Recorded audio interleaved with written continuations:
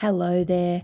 Welcome back to the R.M.Williams Outback podcast, where we shine a light on all the absolutely fantastic things that are happening and the fantastic people away from the bright lights of our cities. We focus on the 3 R's of Australia. That's remote, rural and regional. We're just like the beautiful R.M.Williams Outback magazine, except for your ears.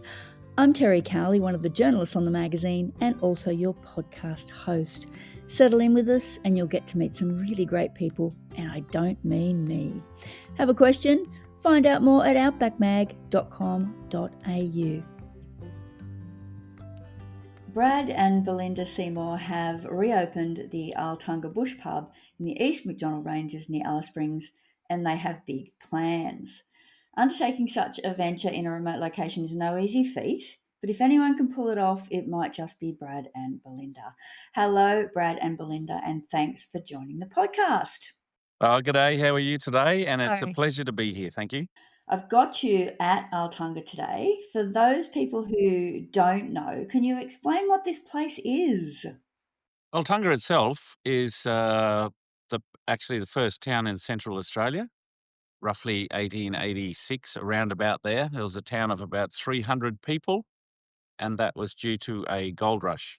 It's about 110 k's northeast of Alice Springs in a beautiful, beautiful Australian outback. Yes, fantastic.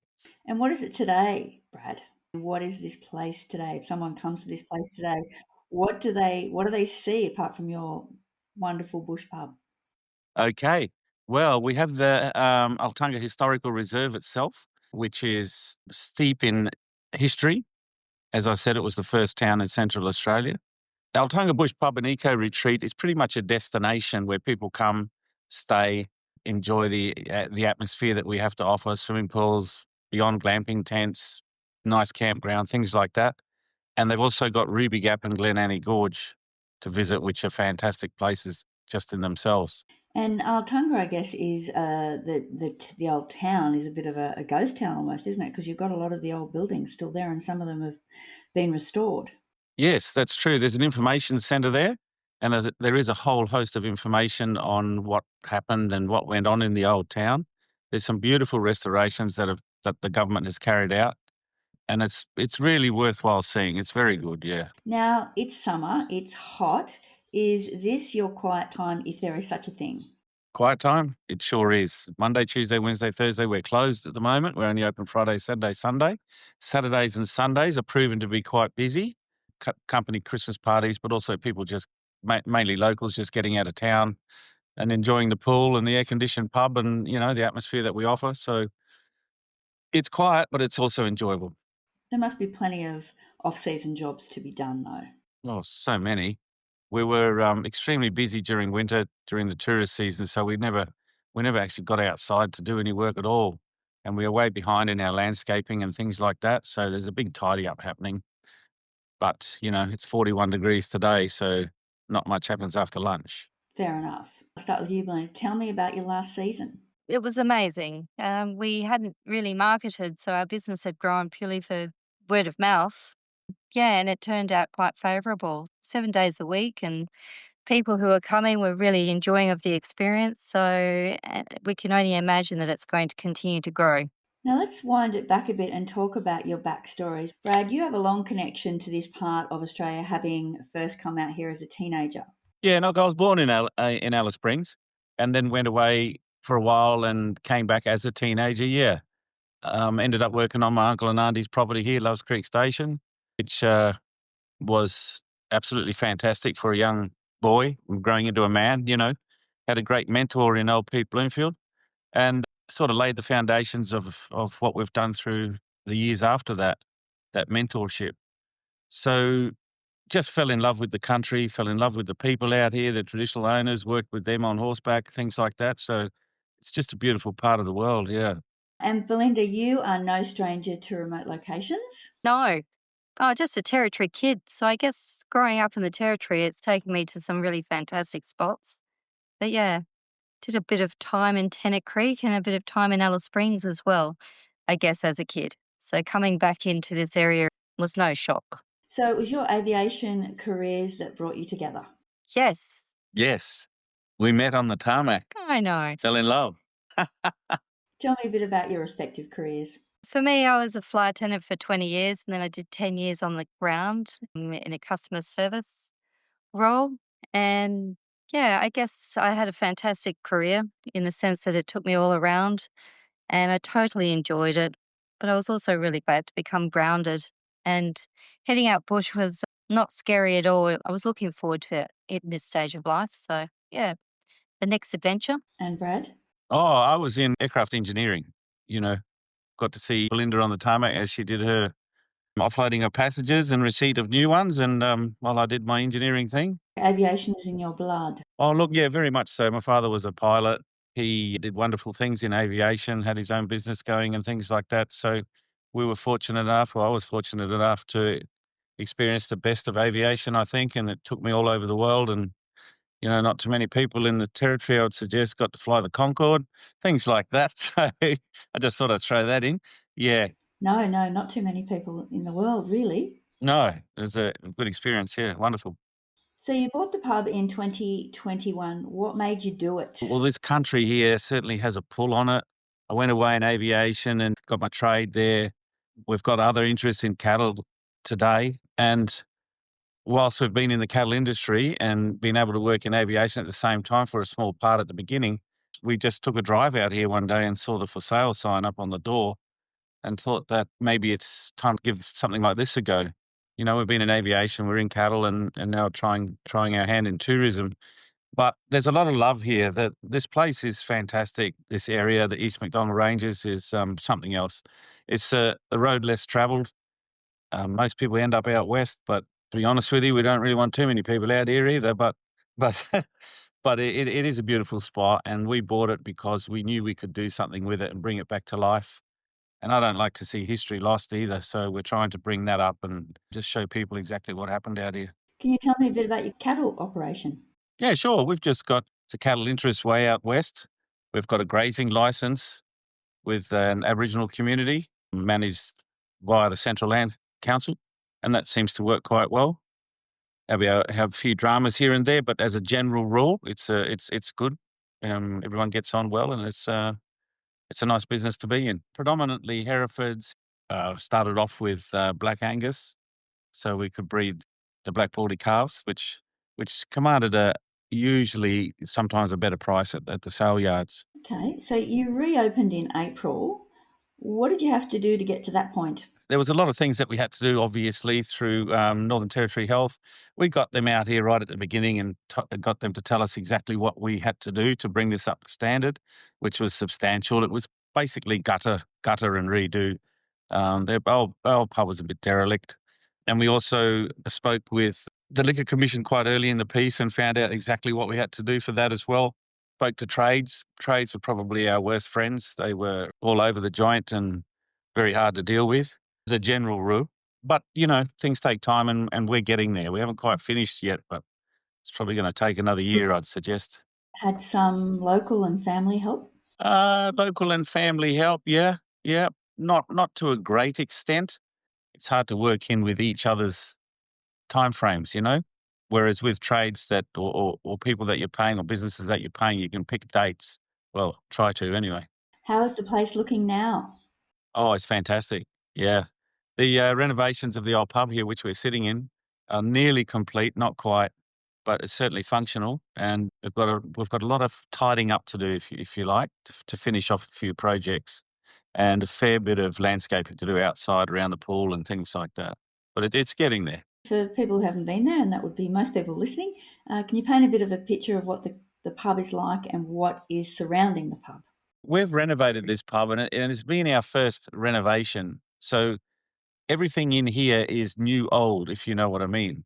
For example, a lot of the old tin that's on the walls in this pub came from Undulia Station's first homestead. So we've tried to bring back to life some of the old.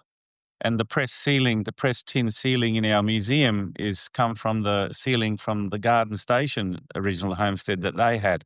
So it's things like that we've brought into the pub, and also obviously there's antiques here from the mining era that are in the pub here as well. Pastoral industry, paraphernalia, things like that in the pub. Our actual bar itself is made from old cattle yard timber that was an old cattle yard that was burnt down. So we've tried to bring some of that stuff into the pub.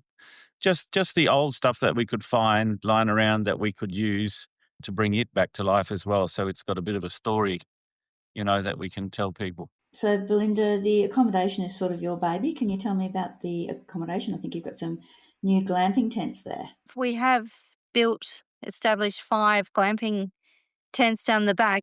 And yeah, glamping is perhaps not quite the right word sometimes, because people have stayed in glamping and they've just been nice tent experiences. Ours are very next level. They've got cooling, heating, king size bed in each, and they're beautifully presented. They've got a kitchenette and an ensuite also built into them. So everyone who walks in are very wowed by the experience.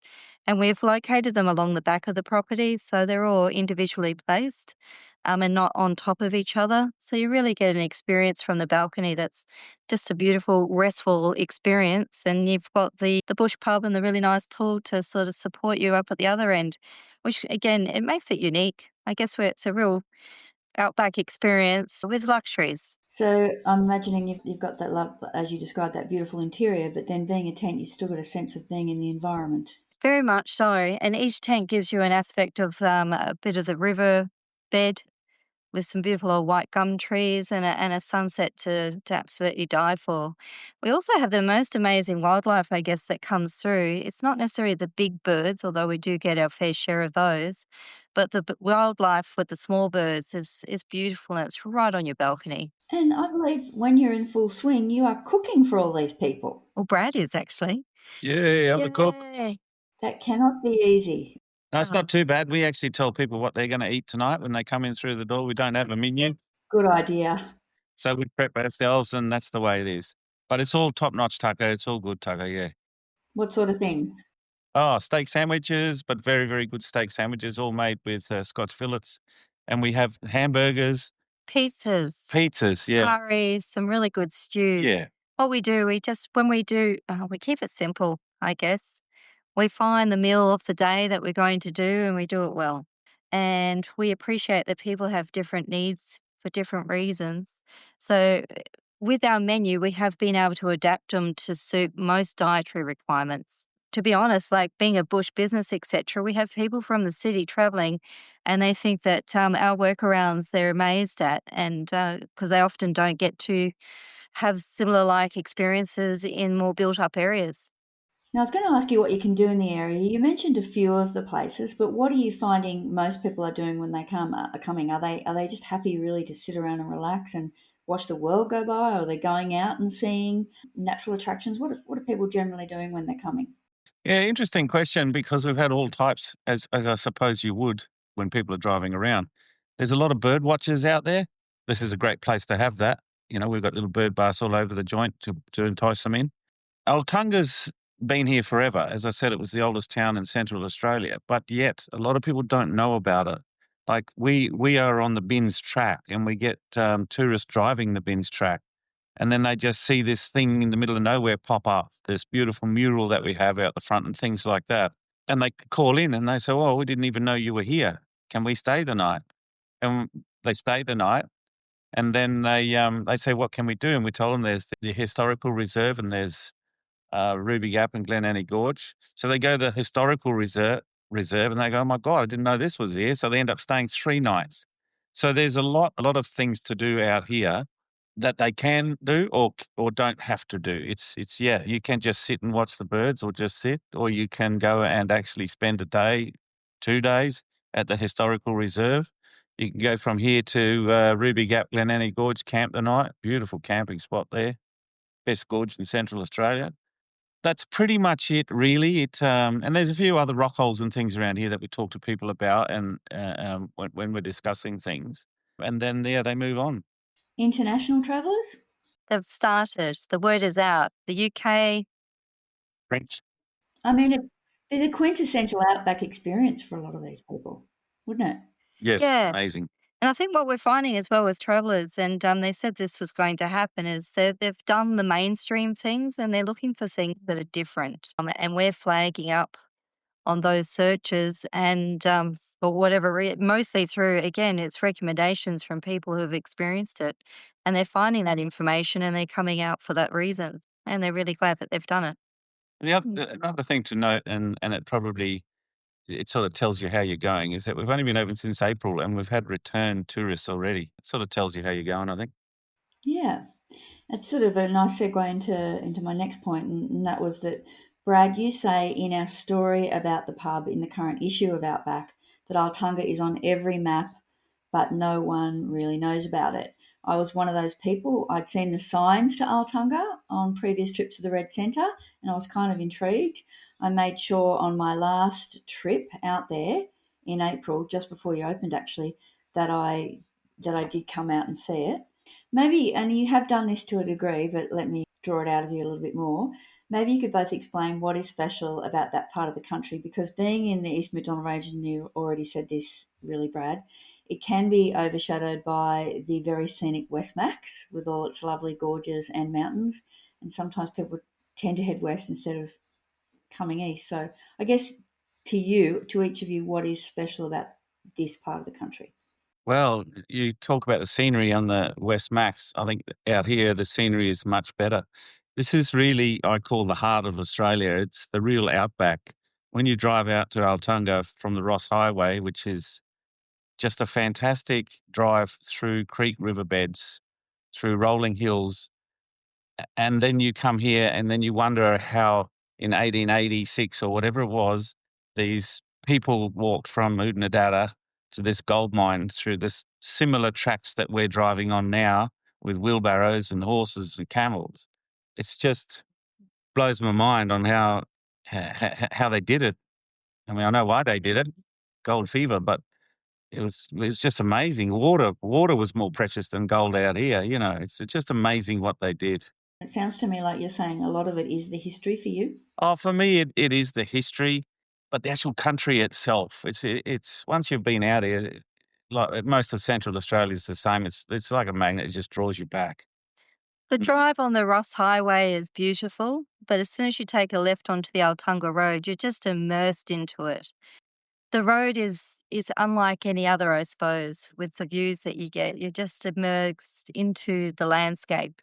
Yeah. And depending on the time of day, the colours just reflect beautifully. And you come in one way and you go out the same way, and you just get a completely different concept again. It's people are always just very wowed by it. Yeah, and you know that drives one thing, but when you get here, it doesn't end. The historical reserve, the renovated buildings, and just wandering through those and looking at the history there, at, and admiring the scenery right there is fantastic.